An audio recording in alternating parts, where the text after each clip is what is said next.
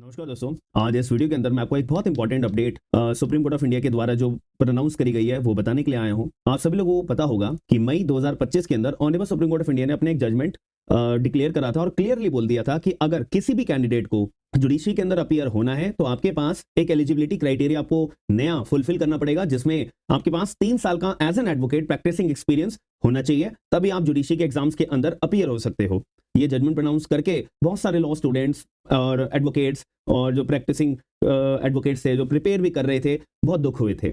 बहुत दुखी वाला ये माहौल बन गया था। लेकिन अब 2026 का यानी कि 15 जनवरी 2026 में अभी जजमेंट आया नहीं है, लेकिन एक सुप्रीम कोर्ट ऑफ इंडिया ने ऑर्डर पास करा है। ये ऑफिशियल ऑर्डर है, आपको जो स्क्रीन के ऊपर दिखाई दे रहा है। अब इस ऑर्डर के अंदर एक चर्चा करी गई है जो आपको पता होना बहुत जरूरी है। अगर आप एग्जाम्स के अंदर तैयारी करते हो या जुडिशरी से जुड़े हुए हो ना, पता ही होना चाहिए। तो जजमेंट का नाम आपकी स्क्रीन के ऊपर पहले मैं आपको दिखा देता हूं। ये जजमेंट का नाम है भूमिका trust versus union of India. मैं मोटा मोटा पहले आपको मामला समझा देता हूं। मामला ये था कि जो ये भूमिका ट्रस्ट है ना, इन्होंने सुप्रीम कोर्ट ऑफ इंडिया में एक पीआईएल फाइल करी है, पिटीशन फाइल करी थी। जो डिसेबल्ड कैंडिडेट्स होते हैं तो उनको एग्जेम्प्ट करा जाए 3 रूल ऑफ प्रैक्टिसिंग के लिए कि भाई अगर मैं एक डिसेबल्ड पर्सन हूं तो यार मैं कहीं पे मेरे को जो सीनियर एडवोकेट्स हैं वो हायर नहीं करते हैं एज अ इंटर्न के रूप में, एज अ जूनियर लॉयर के तौर पे या जूनियरशिप के तौर पे। क्यों? क्योंकि मैं डिसेबल्ड हूं। ऐसा ये पॉइंट रेज करा गया था।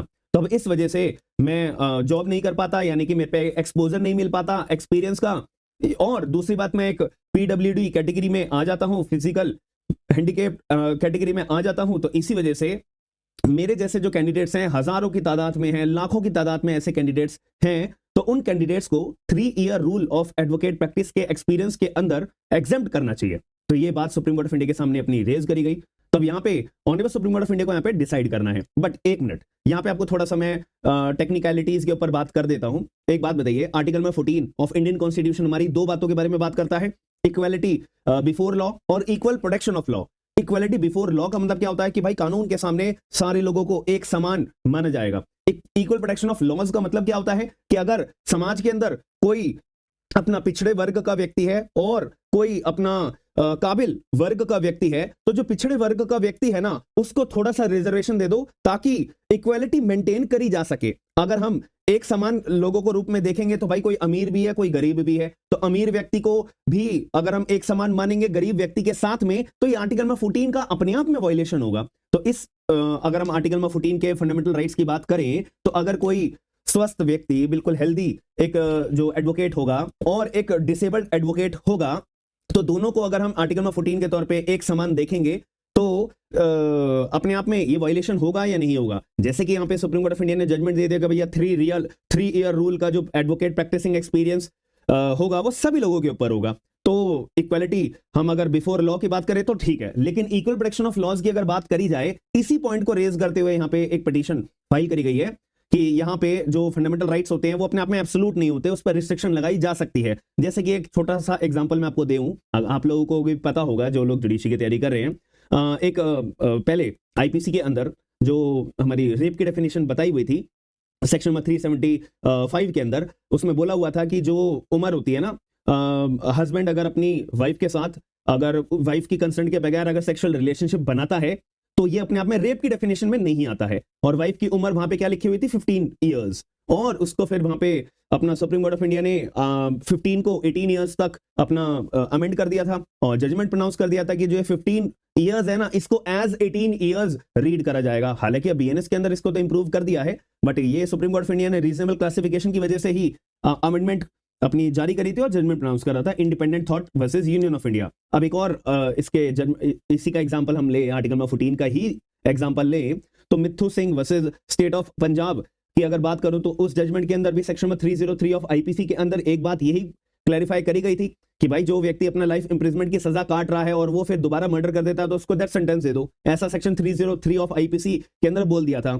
तो इसी बात को लेके, रीजनेबल क्लासिफिकेशन को लेके, आर्टिकल में 14 की बात को ही लेके honourable supreme court of India ने सेक्शन में 303 को ही रद्द कर दिया था। हालांकि बीएनएस के अंदर इसको दोबारा रीएनफोर्स कर दिया है।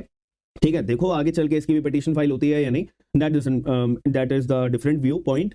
तो अब करंटली आर्टिकल नंबर 14 की वजह से यहाँ पे भूमिका trust versus union of India and others 2026 का यहाँ पे एक पिटीशन फाइल करी गई है और यही तर्क रखा गया है कि रीजनेबल क्लासिफिकेशन को ध्यान में रखते हुए यहाँ पे ऑनरेबल सुप्रीम कोर्ट को जो है आर्टिकल 14 का यहाँ पे क्लासिफिकेशन 3 ईयर रूल प्रैक्टिस के अंदर लाना चाहिए। तो जब भी आर्टिकल नंबर 14 की चर्चा होती है, हालांकि कोई भी फंडामेंटल राइट की चर्चा होती है, तो वहां पे हमेशा याद रखिएगा फंडामेंटल राइट्स जो होते हैं वो हमारे क्या होते हैं, एब्सोल्यूट नहीं होते। लेकिन एक फंडामेंटल राइट है केवल जो एब्सोल्यूट होता है, वो आप लोग एक बार मुझे कमेंट बॉक्स के अंदर जरूर बताइएगा। लेकिन कोई भी फंडामेंटल राइट हमारा एब्सोल्यूट नहीं होता है। Reasonable classification, reasonable restriction impose करी जा सकती है और आर्टिकल नंबर 14 को अपना रिस्ट्रिक्ट करने का केवल एक ही आधार होता है, एक ही रीजन होता है, रीजनेबल क्लासिफिकेशन। रीजनेबल क्लासिफिकेशन के अंदर भी दो बातें आती हैं, डिफरेंशियल होना चाहिए जो आप पॉइंट अपना क्लासिफिकेशन का लेकर आ रहे हो, प्लस उसका नेक्सस होना चाहिए। अब यहाँ पे अगर हम बात करें पिटीशन के अंदर, तो यहाँ नेक्सस भी है और इंटेंजिबल, ये इनडिफरेंशिया भी है, तो इसीलिए रीजनेबल क्लासिफिकेशन का पॉइंट यहाँ पे आ सकता है। But supreme court of India ने बोला है कि भैया अभी रुको, सब्र करो, अभी हम जो है बस आपकी बातों को सुन के एकदम फैसला नहीं सुना सकते हैं, एकदम पीडब्ल्यूडी कैंडिडेट्स को हम अलाउ नहीं कर सकते हैं कि उन कैंडिडेट्स के ऊपर 3 ईयर रूल का प्रैक्टिस एप्लीकेबल नहीं होगा, हम एकदम नहीं बोल सकते हैं। तो अभी यहाँ पे हम ऑर्डर कर रहे हैं, देखो यहाँ पे honourable supreme court of India ने क्या कर दिया है, यहाँ पे ये जजमेंट्स के बारे में बता रखा है। ये देखो, ये वाला जजमेंट था, all India bar association and others association union of India and others, इसमें बोल दिया था कि भैया आपको 3 साल का प्रैक्टिसिंग एडवोकेट का एक्सपीरियंस चाहिए होगा, तब जाके आप जुडिशरी में एंट्री ले सकते हो। बट यहाँ पे सुप्रीम कोर्ट ऑफ इंडिया ने बोला भाई देखो, प्राइमा फेसाई तो ये दिख रहा है कि जो एलिजिबिलिटी कंडीशंस है ना भाई, वो सब ये के ऊपर लागू होनी चाहिए, ऐसे डिफरेंट कैटेगरीज के ऊपर हम वेरिएंस नहीं लगा सकते हैं, ठीक है, यूनिफॉर्म होनी चाहिए, ठीक है, ऐसा सुप्रीम कोर्ट ने बोला है। प्राइमा फेसाई तो हमें यही नजर आ रहा है। दूसरी बात ये बोला है कि भाई रुको रुको रुको रुको, हम जो है ना होलिस्टिक व्यू अभी नहीं ले सकते हैं। हम क्या कर रहे हैं भाई, जितने भी हमारे भारत के अंदर जितने हाई कोर्ट्स हैं, बताओ कितने हाई कोर्ट्स हैं हमारे भारत के अंदर, कमेंट बॉक्स के अंदर मुझे ये भी बताइएगा। तो जितने भी हाई कोर्ट्स हैं, जितने भी एनएलयूज हैं और जितने भी लॉ यूनिवर्सिटीज हैं, जो विद्यार्थी पढ़ते हैं, हम सभी का व्यू लेना चाहते हैं कि हाई कोर्ट भाई आप भी अपना व्यू देना, एनएलयू के बच्चे लोग आप भी अपना व्यू देना, लॉ यूनिवर्सिटीज के जो प्रोफेसर हैं, स्टूडेंट्स हैं, सब लोग अपना अपना व्यू 4 हफ्तों के अंदर अंदर हमें दे दो। फिर उन सभी के व्यूज हम सुनने के बाद में, पढ़ने के बाद में, फिर अब अपना फैसला सुनाएंगे कि भाई क्या होना चाहिए। पीडब्ल्यूडी कैंडिडेट्स के लिए एग्जेम्पशन होनी चाहिए या नहीं होनी चाहिए, एग्जेम्पशन के रूप में, या कि क्या होना चाहिए कि भाई बिल्कुल ही एप्लीकेबल नहीं होगा 3 रूल प्रैक्टिस, या उनके लिए कम साल लगा दो, कम ईयर्स उनका एक्सपीरियंस लगा दो, तब उनको अलाउ कर देंगे, तो वो देखा जाएगा। तो यहाँ पे 4 हफ्तों का टाइम दिया है और 26 फरवरी 2026 की यहाँ पे अपनी नेक्स्ट डेट ऑफ हियरिंग लगा दी है। तो आप लोगों को क्या मानना है इस पर्टिकुलर पॉइंट ऑफ व्यू के रिगार्डिंग, मुझे जरूर बताइएगा। और हमारा जो है बैच भी चालू हो रहा है सीपीसी का, ठीक है, आपको ऐसे ये पोस्टर भी दिखाई दे रहा होगा और मैं यहाँ पे भी दिखा देता हूँ। तो 21 जनवरी से हमारा सीपीसी का बैच शुरू हो रहा है और अगर आप लोगों को मेरा पढ़ाने का तरीका अच्छा लगता है तो हमारी एप्लीकेशन है smart and legal guidance, description box के अंदर सभी के सभी लिंक्स आपको अवेलेबल होंगे। तो आप लोग अगर ज्वाइन करना चाहते हो तो देरी मत करिएगा। 21 जनवरी 6 बजे से हमारा बैच शुरू हो जाएगा।